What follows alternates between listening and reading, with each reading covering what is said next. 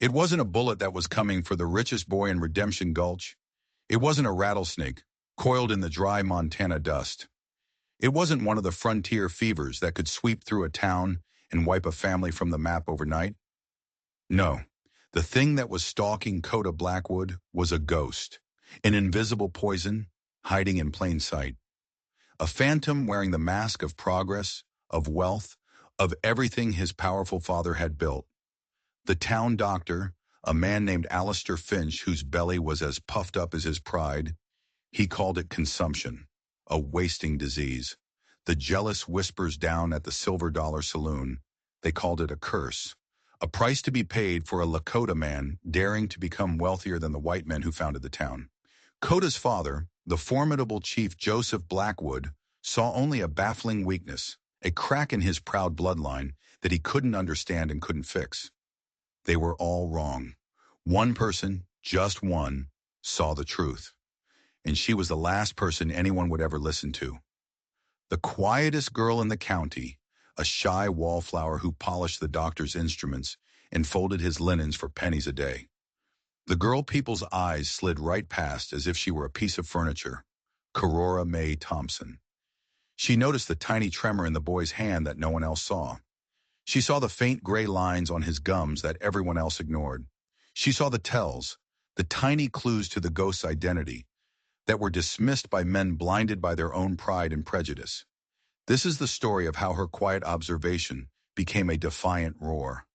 A roar that would shatter a town's ignorance, expose a terrible secret, and save a life that was already being mourned.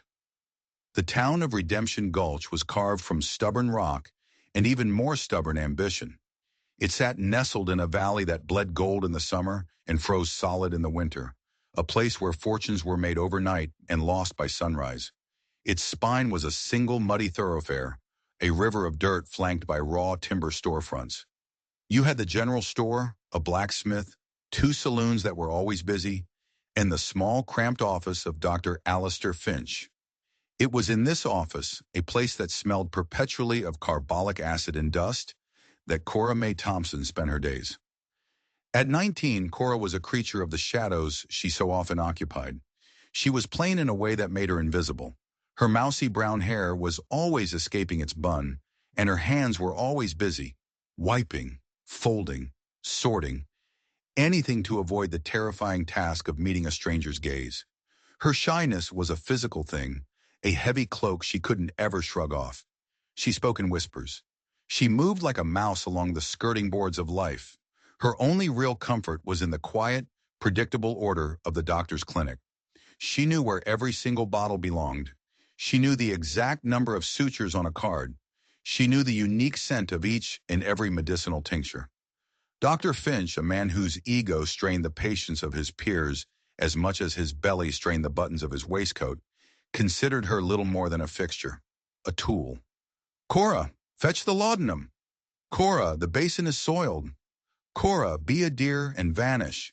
She was useful, she was silent, and she was cheap. The three qualities he most admired in an assistant.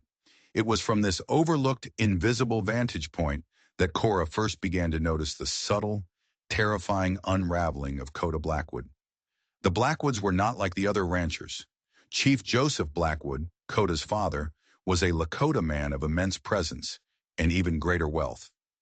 He had negotiated shrewdly with the government, secured vast tracts of the most fertile grazing land, and built the Arrowhead Creek Ranch into an empire that dwarfed the holdings of men like Caleb Thorne, whose family had founded the town. The Blackwoods were a paradox in Redemption Gulch. They were envied for their success and resented for their blood. They lived in a sprawling ranch house, newly built with fine lumber shipped all the way from the east, and, as was whispered with a mix of awe and contempt, their new house had indoor plumbing, with shining nickel-plated taps. Coda, at 17, was the heir to this empire. He was a striking figure, with his father's proud bearing and his mother Winona's gentle eyes.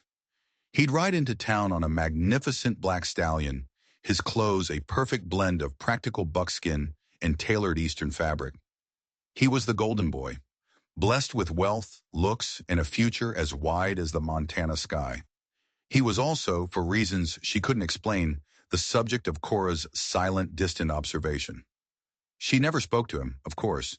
She barely spoke to anyone. But she watched. And one day she saw something. The first sign was almost nothing, so small you'd miss it if you blinked. It was a Tuesday in late May.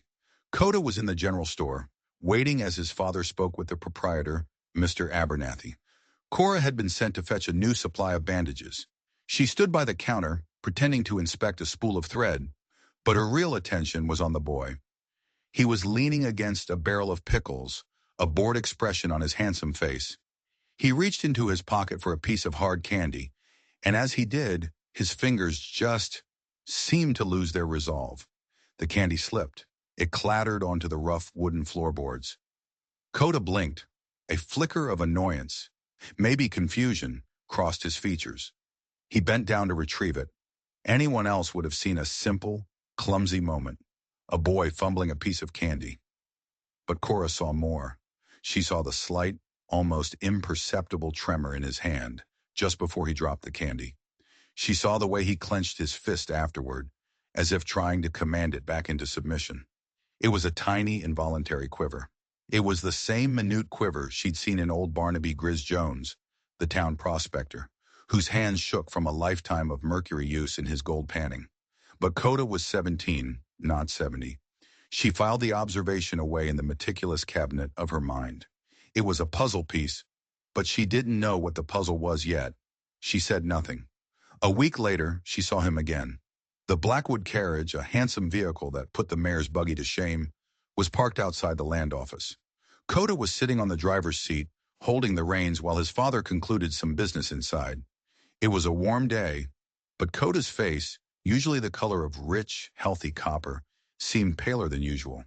There was a sheen of sweat on his brow that had nothing to do with the heat. He seemed listless. His broad shoulders were slumped. A dog barked suddenly, a sharp, loud sound. Coda flinched with a disproportionate startle. His head snapped around, his eyes wide with a confusion that took just a moment too long to clear. Again, it was nothing a casual observer would remark upon. A boy lost in thought, a boy tired from the ride into town. But Cora, whose life was a study in subtleties, saw a pattern emerging. It was like watching a finely woven tapestry and noticing two threads, almost invisible, that were the wrong color. They didn't belong. Something was wrong. Terribly wrong. The final piece of that early puzzle fell into place at the end of June. Dr. Finch had been summoned to the Arrowhead Creek Ranch. This was a rare occurrence. Chief Blackwood preferred the traditional healers of his people over the town doctor he openly distrusted. But a ranch hand had suffered a nasty break in a fall from a horse, and it required a doctor's tools. Cora, of course, accompanied the doctor. Her role was simple: carry his heavy bag and remain unseen. While Dr. Finch was inside the bunkhouse grumbling and setting the bone, Cora waited by the buggy. The Blackwood Ranch house was even more impressive up close. It was huge, perfectly built, and smelled of fresh paint and new money. It was then that Cody emerged from the grand front door. He didn't see her. He walked to a water pump. It was a new, elaborate iron contraption with a long handle, not like the simple wooden ones in town. He began to work it, pumping water. As he leaned over, his lips parted in a slight grimace of effort. For a brief, fleeting second, the bright afternoon light caught the inside of his mouth, and Cora saw it. Her breath caught in her throat. Her blood ran cold. It was a faint, bluish-black line along the edge of his gums, a stark, unnatural border between tooth and flesh. She had seen a drawing of that exact thing once. It was in one of the doctor's older, more obscure medical texts, a heavy book from London. It was a book on industrial diseases, poisons of the modern world. The caption under the grim, detailed illustration read, "The characteristic gingival line, an early harbinger of plumbism." Lead poisoning. The thought was so audacious, so impossible, that she dismissed it almost as quickly as it came. Lead? Here? In the middle of the Montana wilderness? It made no sense. He was a rich boy, the heir to a cattle empire, living a life of pristine privilege. He wasn't a painter or a typesetter or a factory worker in some dirty city back east. When Dr. Finch emerged, sweating and self-important, he glanced over at Coda, who was now drinking deeply from a dipper. Healthy as a young bull, that one, the doctor huffed, climbing heavily into the buggy. Testament to good breeding, even if it is, well, you know. He winked conspiratorially at Cora, expecting her to share his prejudice. Cora said nothing. She couldn't speak. She climbed into her seat, her mind racing, trying to put the pieces together. The tremor, the paleness, the startling. And now, the line. Dr. Finch saw a healthy young bull, but Cora Mae Thompson, the shy girl no one ever really saw, was beginning to see a ghost, and she was terrified that she was the only one who could. The heat of July settled over Redemption Gulch like a thick woolen blanket.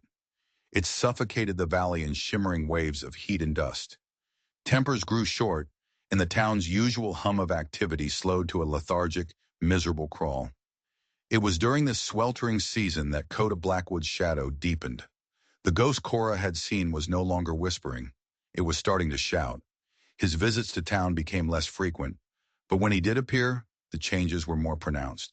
That natural grace that had defined his movements, the easy confidence of a young man in his prime, was giving way to a certain stiffness, a careful deliberation, as if he were consciously having to think about each and every step. He had always been amiable, quick with a nod or a polite greeting, but now a brooding irritability clung to him like a shroud. Cora witnessed it firsthand one afternoon outside the Mercantile. Coda was trying to tie his horse's reins to the hitching post, but his fingers were clumsy and uncooperative. The knot just kept slipping. After the third failed attempt, he cursed under his breath and yanked the reins so hard the horse shied back, its eyes rolling in fear. Chief Blackwood emerged from the store at that exact moment, placing a firm, heavy hand on his son's shoulder. The look that passed between them was heavy with a silent, troubled question. A father's concern warring with a son's frustration. Cora, who had been sent to pick up a package for Dr. Finch, froze on the opposite side of the street. She clutched her own parcel to her chest like a shield, watching the small, tense drama unfold. Coda's outburst was minor. It was the kind of frustration any young man might show. But it wasn't the frustration that chilled her to the bone. It was the look of pure, profound exhaustion on his face afterward, a weariness that went far beyond a simple, tangled knot. He looked like a man fighting a losing battle within his own skin. Her chance, her terrifying opportunity, to see him up close and confirm her suspicion, came unexpectedly. Winona Blackwood, Coda's mother, brought him directly to Dr. Finch's clinic. It was a significant gesture, a concession that the family's deep worry was now greater than their pride, greater than their distrust of Western medicine. He has spells, Winona said. Her voice was low and controlled, a model of dignity, but her elegant hands were clenched so tightly around her beaded purse that her knuckles were white. She was a woman of quiet, regal composure, a stark contrast to the doctor's blustering, overbearing presence. He complains of a fire in his belly, and his head, it aches without end. Dr. Finch, clearly relishing the deference of the powerful Blackwood matriarch, puffed out his chest, his waistcoat groaning in protest. "Bring him in, madam. Bring him in. We shall have a look at the boy." Coda walked into the examination room with a slow, dragging gait. The vibrant, crackling energy that had once radiated from him was gone, replaced by a dull, heavy apathy. His skin had a sallow, almost grayish undertone. Cora was tasked with fetching a glass of water.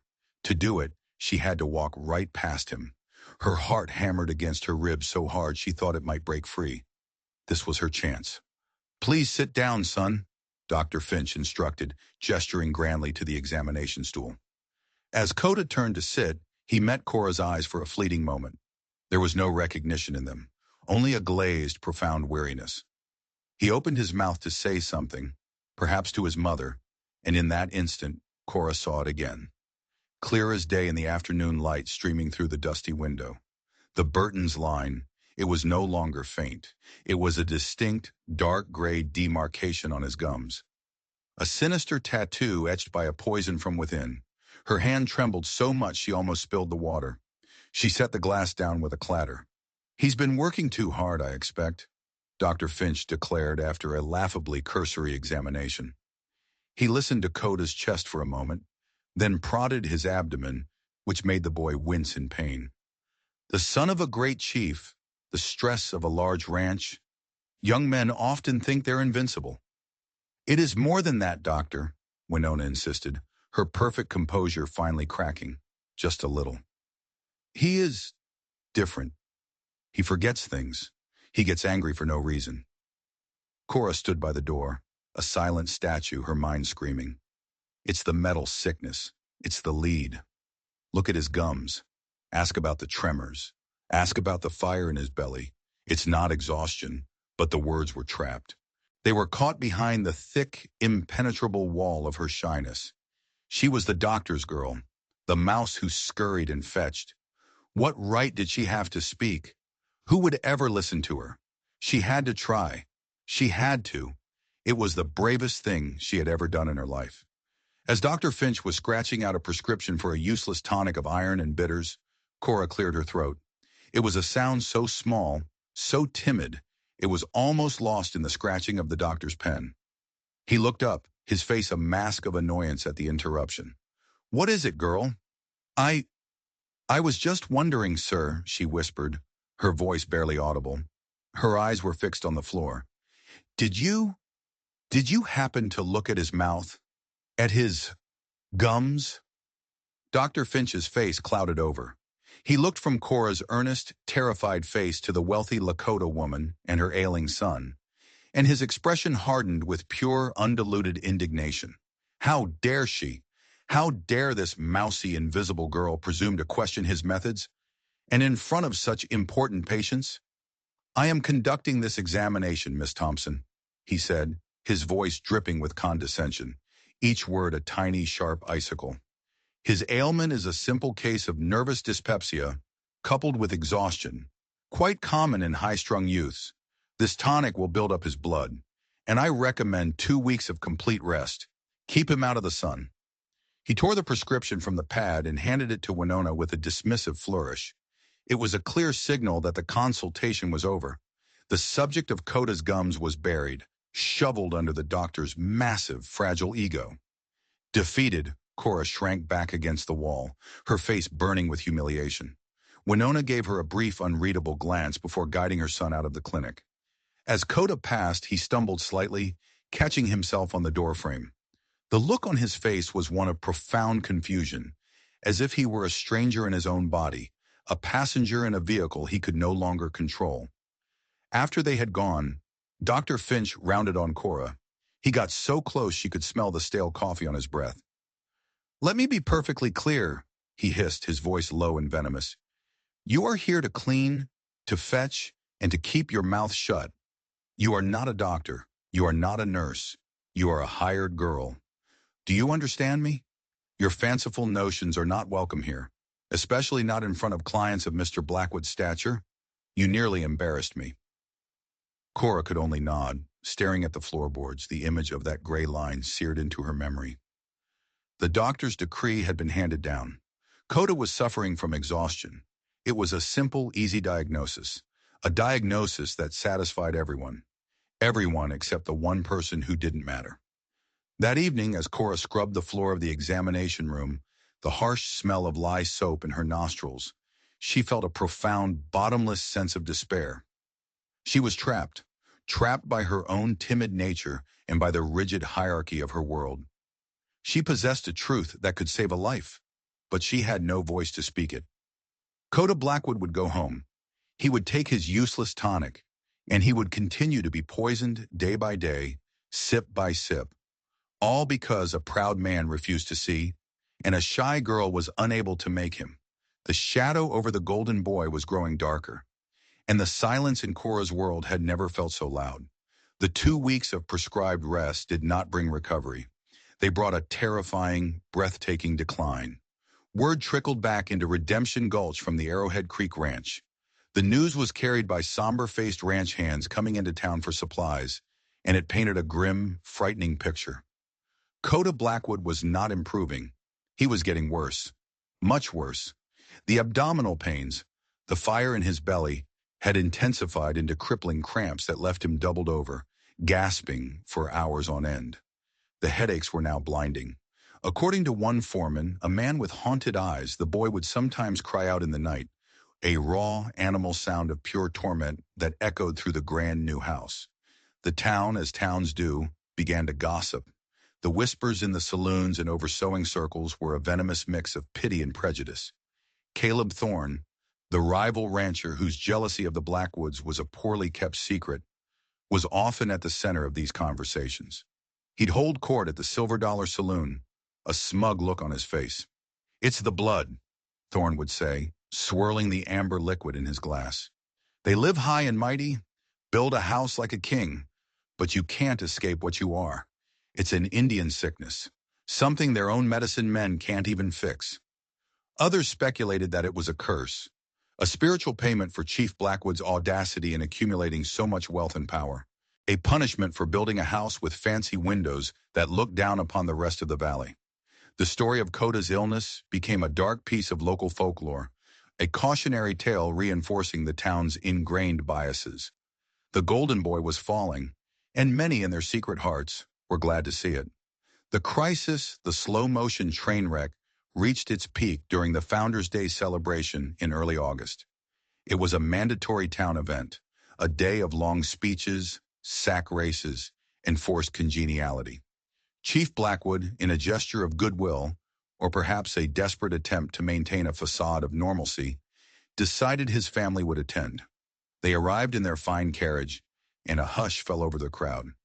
Coda was seated between his parents. He was a ghost of his former self. His broad shoulders were slumped, and he was bundled in a thick blanket despite the oppressive afternoon heat. His skin had a deathly, grayish pallor. His eyes, once so sharp and intelligent, were vacant and unfocused. He seemed utterly unaware of the stares and the murmurs that followed him like a cloud of flies. Cora was there, helping to serve lemonade at a stall run by the church ladies. She couldn't take her eyes off Coda. She felt a cold, sickening dread creep up her spine. This was no longer a subtle ailment. This was a body in open, violent rebellion. The defining moment, the moment that shattered the town's polite facade, came during the mayor's long-winded speech.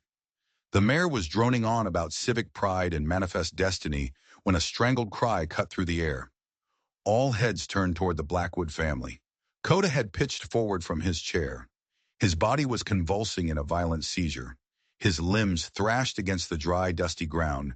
His back arched unnaturally, and a white foam flecked his lips. Winona screamed. It wasn't a ladylike cry of distress. It was a raw, primal sound of a mother's absolute terror. Chief Blackwood, his iron composure finally shattered, knelt beside his son, trying to restrain him, his face a mask of horror and utter helplessness. The crowd gasped. Women shielded their children's eyes. Men stood frozen, shocked into a stunned, horrified silence. Dr. Finch, who had been standing near the front, puffed up with self-importance, rushed forward, taking command of the scene. "Give him air! Give him space!" he commanded, pushing people back with a sense of theatrical urgency. The seizure subsided as quickly as it had begun, leaving Coda limp and unconscious on the dusty ground. The silence that followed was broken only by Winona's heartbroken, ragged sobs. Dr. Finch made a great show of checking Coda's pulse and peering into his eyes. He rose to his feet, dusting off his knees, and adopted the gravest of expressions. He was no longer just a small-town doctor. He was the sole arbiter of life and death in this public theater of tragedy. "It's as I feared," he announced, his voice carrying across the unnaturally quiet square. "The boy's constitution is weak. The nervous dyspepsia has progressed. It's a wasting sickness, attacking the brain. It is consumption of the nerves."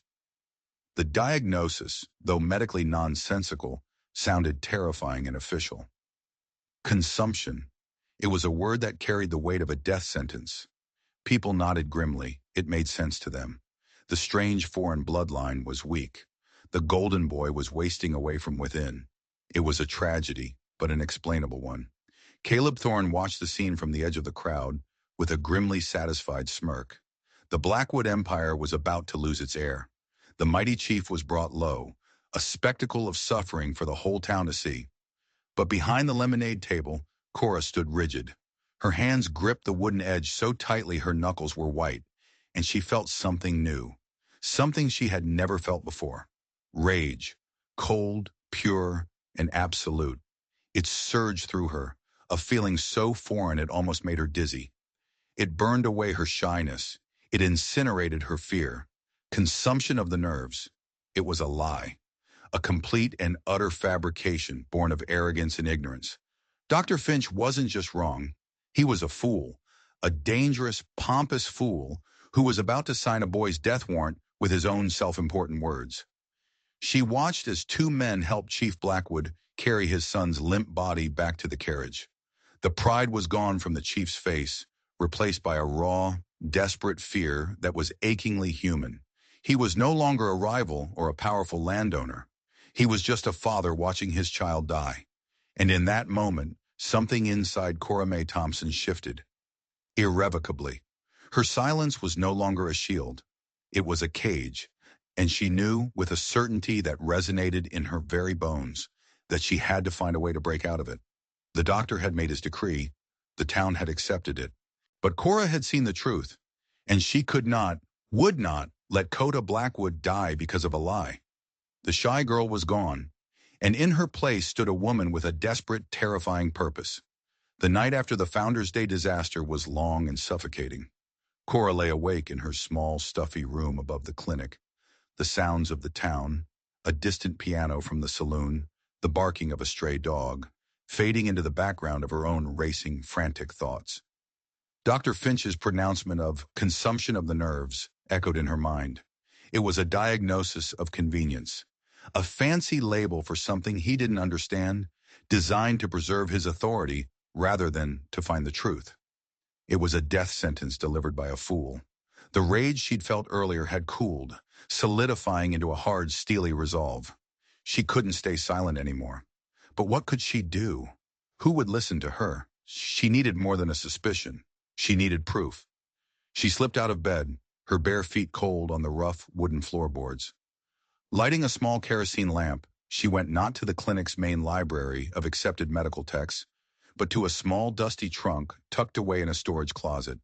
It contained the belongings of her late mother. Her mother had been a quiet woman, much like Cora, but her knowledge of the world was deep and practical. She had been more of an herbalist and a naturalist than a follower of prescribed medicine. She had taught Cora the most important lesson of all, how to observe, how to see the connections that others missed. Cora lifted the heavy lid, the scent of dried lavender and old paper rising to meet her. Inside, beneath neatly folded linens, was a collection of her mother's journals. They were filled with delicate, precise drawings of plants, notes on their properties, and observations of the natural world. But there was another thicker ledger, one bound in worn leather. This was different. This was where her mother had recorded stories and warnings passed down from her own grandmother, who had worked in the textile mills back east as a young woman.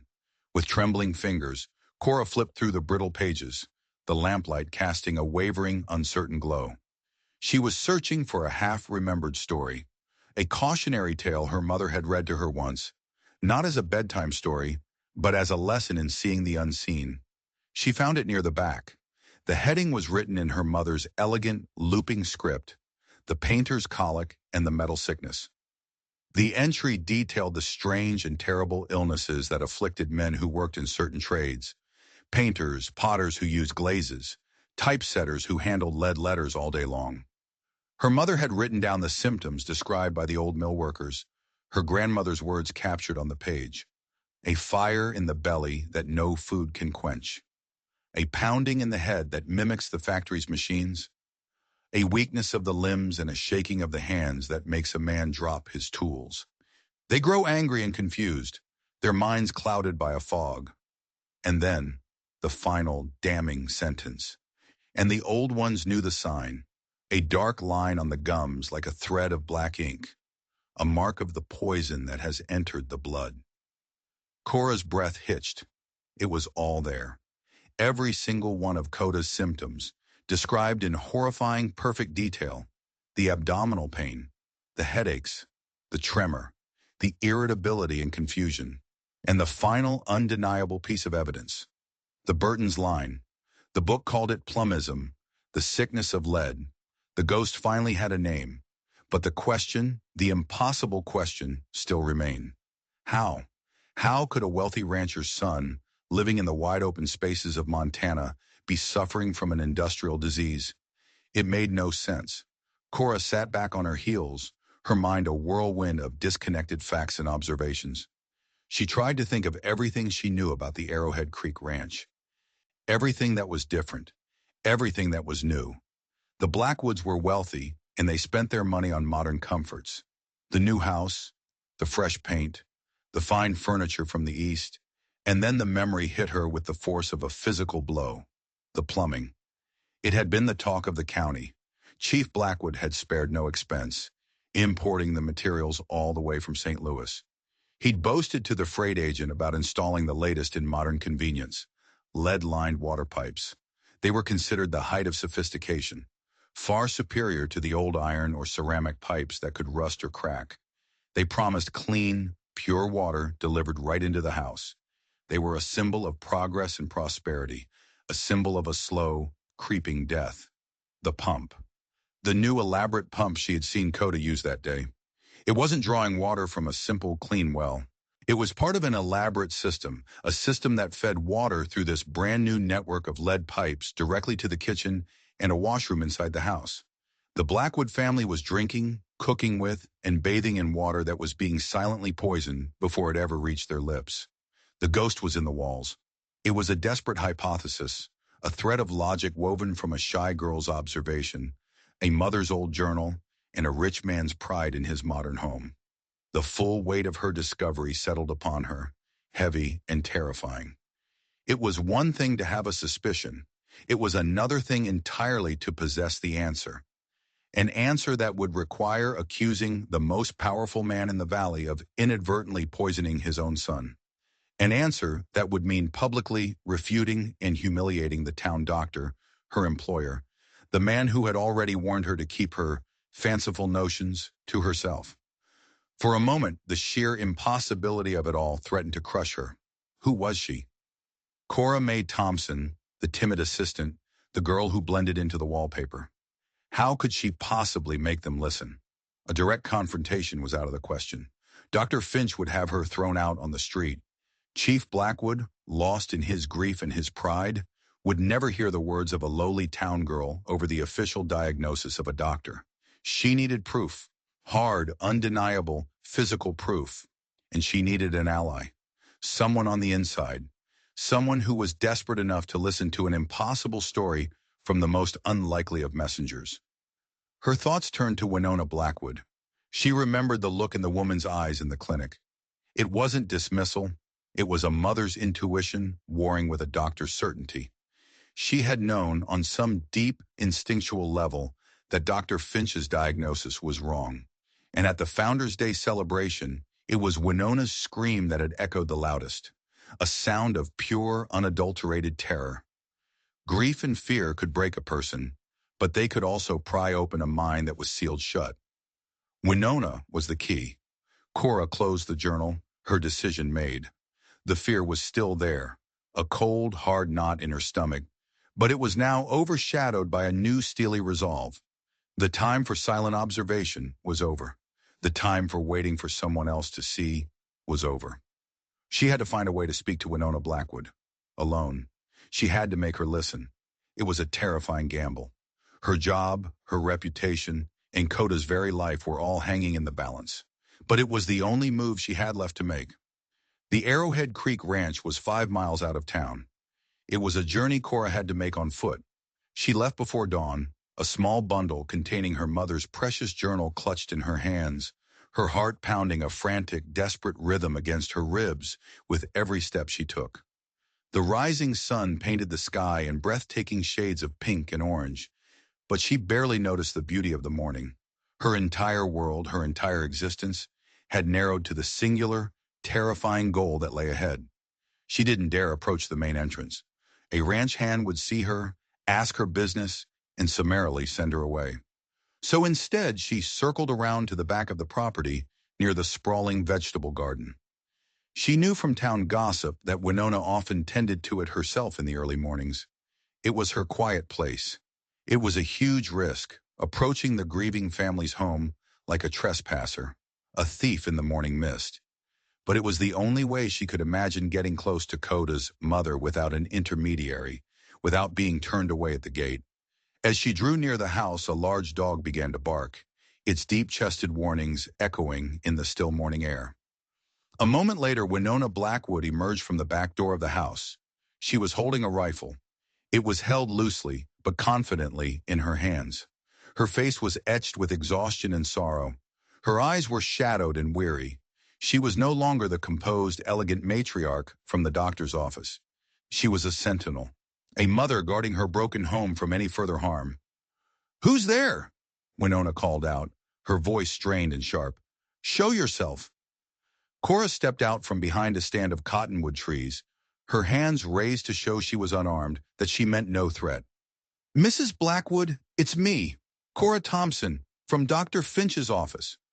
Winona's eyes narrowed with suspicion and disdain. "The doctor's girl. What are you doing here? If you have a message from that man, you can leave it at the gate and go."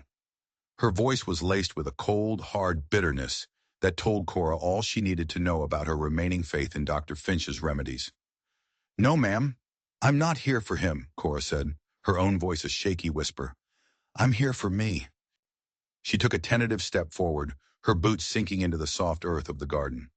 I need to speak with you about your son." The mention of Coda made Winona's posture stiffen. The rifle in her hand seemed to become a little heavier, a little more menacing. "My son is dying. The doctor has told us so. There is nothing more to be said." The finality in her tone was like a door slamming shut in Cora's face. This was the moment, her one chance. She knew if she faltered now, if she let her fear win, she would lose her only opportunity. Coda would die. She took a deep breath, channeling the cold, righteous rage she'd felt at the festival. "Dr. Finch is wrong," Cora said. The words came out stronger and clearer than she'd ever expected. They didn't sound like her own. "It's not consumption. It's not a wasting sickness of the nerves. It's a poison." Winona stared at her, her expression unreadable, a mask of grief and steel. For a long, agonizing moment, the only sounds were the barking dog and the rustle of leaves in the early morning wind. "Poison?" she repeated, her voice flat, devoid of emotion. "Who would poison my son?" "No one did," Cora pressed on, her courage growing with every word she spoke. "Not on purpose. It's the house. It's the water you drink. Mrs. Blackwood. It's the new pipes." She saw a flicker of something in Winona's eyes. Not belief, not yet, but a sliver of intrigued confusion, a tiny crack in the wall of her despair. Cora took another step forward, opening her mother's journal. "Please, Mrs. Blackwood, I know how this must sound. I know who I am. I'm just the doctor's assistant. But my mother, she studied these things. Old things, new things. Sicknesses that don't come from fevers or plagues. She called it the metal sickness." Cora's hands were shaking as she held out the book, the pages fluttering in the breeze. "Look, it describes everything. The fire in the belly, the torment in the head, the confusion. And this." She pointed to the sketch her mother had made of a mouth, the gums clearly lined in black. "This mark, the line on the gums. I saw it on Coda. I saw it in the clinic that day. And I saw it here, at the ranch, weeks before that." Winona's gaze dropped to the open page. She looked at the drawing, then back up at Cora's desperate, earnest face. The rifle in her hands lowered just an inch. A mother's intuition, the one that had told her the doctor's diagnosis was a lie, was now at war with the sheer absurdity of what this shy, plain girl was claiming. "The pipes," Winona whispered, the word laced with disbelief. "My husband celebrated them. He said they were the future. Clean water, he said."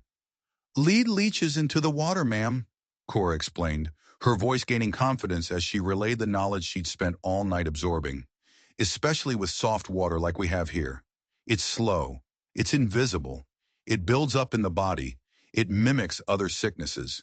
It attacks the gut, the blood, the brain. It's why he's in so much pain. It's why he had the fit." Winona flinched at the memory of her son convulsing in the dust. She looked toward the house, toward the room where her son lay in a stupor, his body racked with pain, his mind lost in a deep, impenetrable fog. The useless tonics from Dr. Finch were lined up on his bedside table. The traditional remedies from their own healers had offered no relief. They were all treating a phantom, while the real monster flowed freely from every single tap in their magnificent modern home. A single tear traced a path through the dust on Winona's cheek. It was a tear of dawning, horrifying understanding. The very thing that was meant to be a symbol of their success, of their safety, was the instrument of their son's destruction. "My husband," Winona began, her voice cracking. "Joseph. He will not hear this. His pride. It is tied up in this house, in the progress it represents. He will see this as an attack, a criticism. He will not believe you." "Then we can't tell him," Cora said, her voice dropping to a conspiratorial whisper. "Not yet. We need proof. Something he can't deny. Something even Dr. Finch can't dismiss with a wave of his hand." Winona looked at Cora, truly seeing her for the first time. She wasn't just the doctor's timid girl. There was a fire in her, a fierce intelligence, a bravery born of quiet conviction. In the face of every obstacle, her station, her gender, her shyness, she had walked 5 miles at dawn to speak a terrifying truth to a stranger holding a rifle. "What do you need?" Winona asked, her voice now firm, the grief momentarily replaced by a cold resolve. The alliance was forged, there in the garden, in the shadow of the dying boy's room. "I need a sample of your water," Cora said, her plan forming as she spoke, "from the kitchen tap. And I need to get it to the only person I know who can test it. An old prospector named Barnaby Jones. The town calls him Grizz. He knows metals better than anyone." Winona nodded slowly, her resolve hardening into something unbreakable. "I will get you the water, and I will keep my husband occupied. But you must be quick, Cora Thompson." Her eyes bored into Cora's. "Every hour we wait, the poison does more of its work. Be quick." The sun was higher in the sky now, burning away the morning chill. As Winona slipped back inside the house to fetch the water sample, Cora felt a surge of hope, fragile yet fierce. She was no longer alone. In the heart of the grieving ranch, she had found an ally. The two women, the powerful Lakota matriarch and the invisible town girl, were now bound together in a desperate secret race against time and poison. The alliance between Cora and Winona operated in the shadows of the Arrowhead Creek Ranch, a secret pact fueled by a mother's desperation and a shy girl's conviction. Winona, with the quiet efficiency of a woman used to managing a large and complicated household, procured the water sample. She filled a clean glass bottle from the kitchen tap while her husband, Joseph, was out on the range. He was trying to lose himself in the familiar rhythms of ranch work, but his face was a grim, permanent mask of grief. "He is getting worse," Winona told Cora in a hushed, urgent tone as she handed over the heavy bottle, wrapped carefully in a piece of clean cloth. She had met Cora at the edge of the property, away from prying eyes. "He barely wakes now, and when he does not know me." The words were clipped, each one a sharp shard of her breaking heart. "Go, and pray your old man is as wise as you believe." Cora's journey back was not to town, but deeper into the hills, to the ramshackle cabin where Barnaby Grizz Jones lived. Grizz was a town character, a living relic from the first gold rush. He had a beard that seemed to contain remnants of every meal he'd eaten for the past decade, and his hands were permanently stained with dirt and chemicals. Most people in Redemption Gulch dismissed him as a crazy old coot, a man who preferred the company of rocks to people. But Cora knew from stories her mother had told that his eccentricity masked a brilliant, if unrefined, mind. When it came to geology and metallurgy, Grizz was a genius. He had forgotten more about assays and ores than any fancy, book-learned geologist from back east had ever learned. She found him by his creek, swirling a pan with the practiced, gentle motion of a master. He squinted at her as she approached, his blue eyes sharp and assessing under a ledge of bushy gray eyebrows. "Well, if it ain't the doc's little shadow," he grunted, his voice a gravelly rumble. It wasn't an unkind greeting. "What brings you all the way up to my patch? Finch run out of leeches to sell?" Cora, breathless from her climb, held out the bottle. Mr. Jones, I need your help. I think there's a poison in this water. A heavy metal. I think it's lead. Grizz put down his pan and took the bottle, his customary cynicism giving way to a flicker of professional interest. He held it up to the light, swirling the clear contents, his expert eye searching for something. Lead, you say? He rumbled, stroking his formidable beard. That's a nasty customer. What makes you think so? As concisely as she could, Cora laid out the entire story.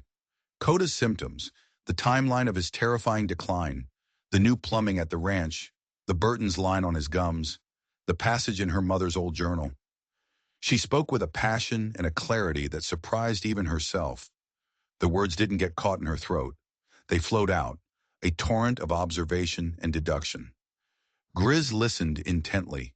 He didn't mock her. He didn't question her. He recognized the methodical process of her thinking. In its own way, it was a form of prospecting, sifting through a mountain of symptoms to find the one damning speck of truth. Your mother was a smart woman, girly, he said when she'd finished. Smarter than that windbag Finch, that's for damn sure. He held the bottle with a new respect. All right, I can test this, but it'll take some time. Need to boil it down, use some reagents. This ain't a simple pan for gold. Come back tomorrow. Noon? I'll have your answer then. The next 24 hours were the most agonizing of Cora's life. She returned to the clinic, slipping in unnoticed, and went about her duties in a thick fog of anxiety. Every task, sterilizing instruments, changing linens, sweeping floors, felt utterly meaningless, a pantomime of normalcy while a boy's life hung in the balance. Dr. Finch was insufferable. He was puffed up with a strange kind of self-pity over the tragedy of the Blackwood boy. He held court in the general store, pontificating to anyone who would listen. A terrible business, he declared, his voice full of false gravitas. I did all I could, of course, but some constitutions are simply too fragile. It's a lesson in the limits of modern medicine when faced with inherent weakness. Cora had to bite her tongue so hard she tasted blood. The inherent weakness wasn't in Coda's blood. It was in the doctor's mind, in his arrogance. Meanwhile, at the ranch, Coda's condition became critical. He slipped from his stupor into a deep coma. His breathing was shallow and rattling, a death rattle. Joseph Blackwood, his hope in Western medicine, completely shattered, had summoned the tribe's most respected shaman, an old, revered man named Stone Bear. The air in the Grand Ranch house grew thick with the smell of burning sage and the sound of low, constant chanting. A tense standoff ensued between the old ways and the new. Dr. Finch, hearing of the shaman's presence, rode out to the ranch in a fury, accusing Joseph of resorting to pagan superstition. You'll kill the boy with your smoke and rattles, Finch bellowed on the porch, his face purple with indignation. Joseph Blackwood, his eyes hollow with grief but his voice like flint, stood before him. You and your tonics have done nothing but watch him die, doctor. Your medicine is powerless here. Leave my land. The confrontation was witnessed by a half-dozen ranch hands. Word of the clash spread through town like wildfire. The doctor had been dismissed. The powerful Chief Blackwood had turned his back on the white man's world. To many like Caleb Thorne, it was proof that the Blackwoods were, and always would be, savages, outsiders. Cora heard the news with a surge of raw panic. Time was running out. Coda's body was shutting down. Her fragile alliance, her secret plan, it was all balanced on a knife's edge. At noon the next day, she practically ran up the path to Grizz's cabin. He was waiting for her on his porch, his expression grim. In his hand, he held a small, grayish, metallic lump. It was no bigger than a thumbnail. I boiled down gallons of that water, he said, his voice low and serious. Evaporated it all away. Treated the residue with my chemicals. He held out his hand. This is what was left in it. He dropped the lump into her palm. It was surprisingly, unnaturally heavy. Lead, Cora whispered, the single word catching in her throat. Enough in that water to kill a horse over time, let alone a boy, Grizz confirmed, his eyes hard as granite. You were right, girlie. The water flowing through those fancy new pipes, it's pure poison. Cora stared at the small piece of metal in her hand. It was an object of immense power. It was the proof. It was the truth. It was the key to saving Koda's life. But it was also a weapon that would tear the town's fragile peace apart. There was no more time for secrecy, no more time for whispers. It was time for a confrontation. Holding the small, heavy truth in her fist, she turned and headed back toward the Arrowhead Creek Ranch. Her heart was filled with a terrible, righteous certainty. The mouse was done scurrying. It was time to roar. Cora didn't stop in town. She bypassed Redemption Gulch completely, taking a game trail that cut across the hills, her worn boots kicking up clouds of dust as she ran. The piece of lead in her pocket felt like a lodestone, heavy and cold, pulling her inexorably toward the ranch, toward the final terrifying reckoning. She arrived at Arrowhead Creek to a scene of grim, silent vigil. Ranch hands stood in quiet, worried groups, their hats in their hands, their eyes fixed on the big house. The shaman's chanting could still be heard, a low, mournful drone from within. And on the porch, pacing like a caged wolf, was Chief Joseph Blackwood. His face was a thundercloud of grief, rage, and profound helplessness. When he saw Cora scrambling up the path, her hair wild, her face flushed, his eyes narrowed. "You again, the doctor's girl. I told that fool Finch to stay away from my family." Cora didn't flinch. She didn't stop. She walked straight up the steps of the porch, her shyness burned away by the white-hot urgency of her mission. She stopped directly in front of the most powerful man in the valley, a man who could have her thrown off his land with a single word. "I am not here for Dr. Finch," she said, her voice clear and steady, ringing with an authority she didn't know she possessed. "I am here for your son, and I am here with the truth." Before Joseph could respond, the grand front door opened. Winona stood there. Her face was pale and drawn, but her eyes, when they met Cora's, were filled with a desperate, frantic hope. Her silent presence gave Cora the final surge of strength she needed. "You believe my son was poisoned by a curse?" "Echo," Cora said, looking the chief directly in the eye. "Or a weak bloodline? Or a disease no one can name? You are wrong. He was poisoned by this." She reached into her pocket and held out her hand. The small, dull lump of lead sat in her palm. Joseph Blackwood stared at it, his brow furrowed in confusion. "What is this? A rock?" "It is lead," Cora said, her voice cutting through the heavy air. "Distilled from the water in your kitchen, from the water that flows through your new modern pipes. Your son is dying of lead poisoning. The metal sickness. It has a name. It is called plumism." She recited the symptoms with chilling, perfect accuracy. The things she had seen, the things Winona had told her. The tremor in his hand he tried to hide, the pallor of his skin, the fire in his belly and the storm in his head, the gray line on his gums, the seizure. It is all there, in every medical book on the subject, if Dr. Finch had ever bothered to look in the right one. As if summoned by the devil himself, Dr. Finch arrived at that very moment. He had ridden out to make one last arrogant, pompous attempt to reassert his authority. He stormed up the porch, his face florid and sweating.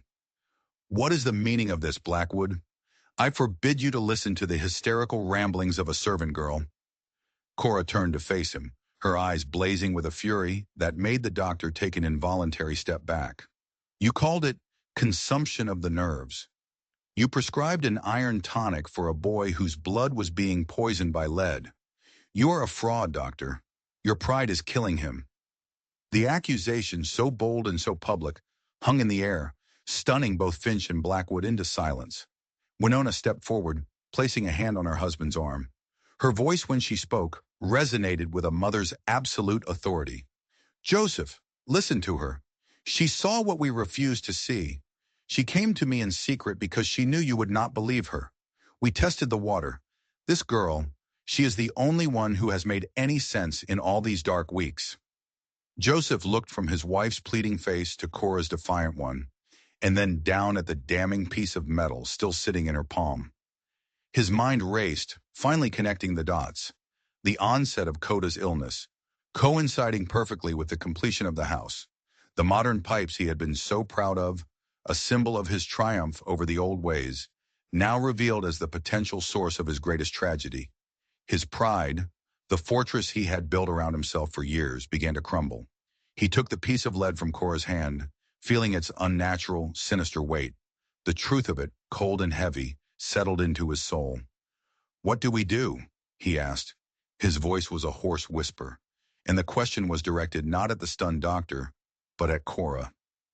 "First," Cora said, taking charge, her voice firm and clear, "no more water from the pipes.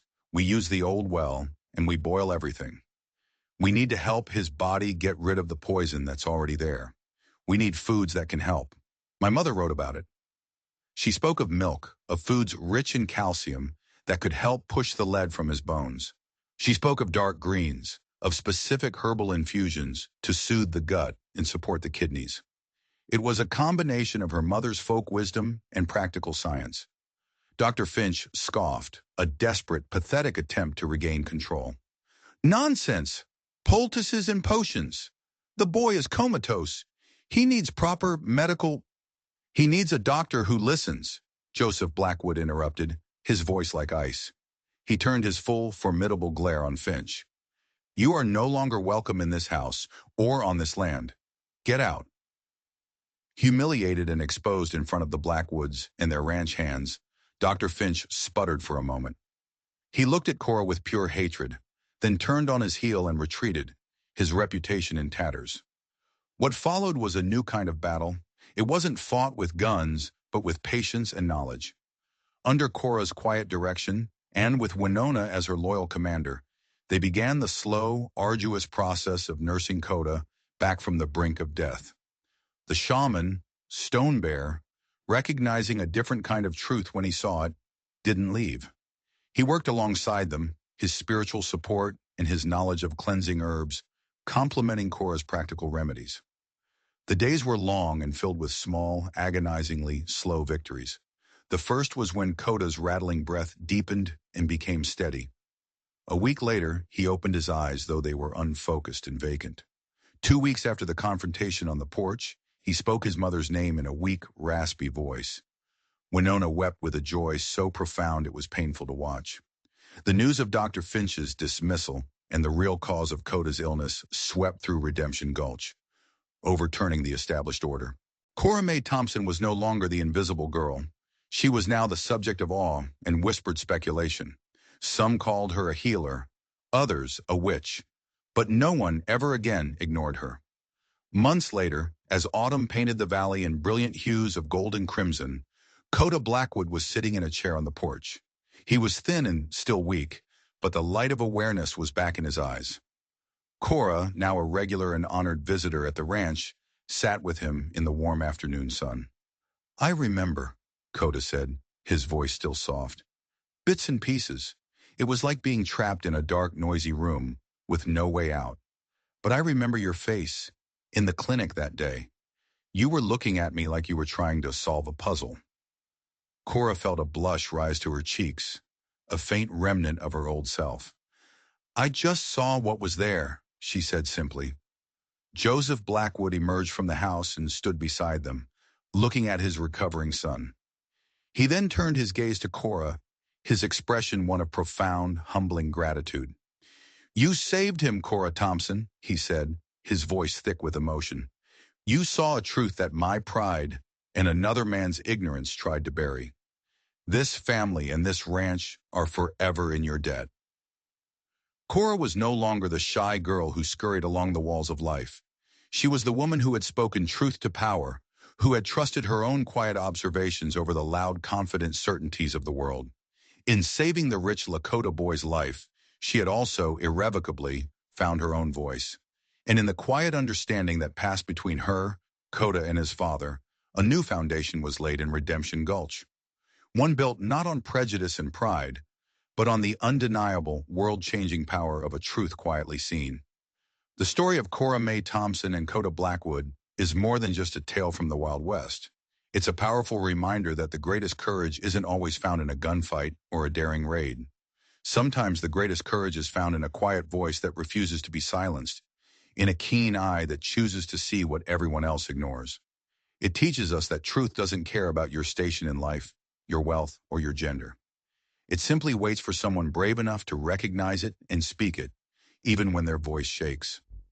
Cora's story shows that one person's quiet observation, backed by conviction, can unravel a web of ignorance and prejudice, saving lives and changing the destiny of an entire community. It reminds us to listen to the quiet voices, both around us and within us, for they often speak the most important truths. If this story of unlikely heroism and quiet courage resonated with you, please help our channel grow.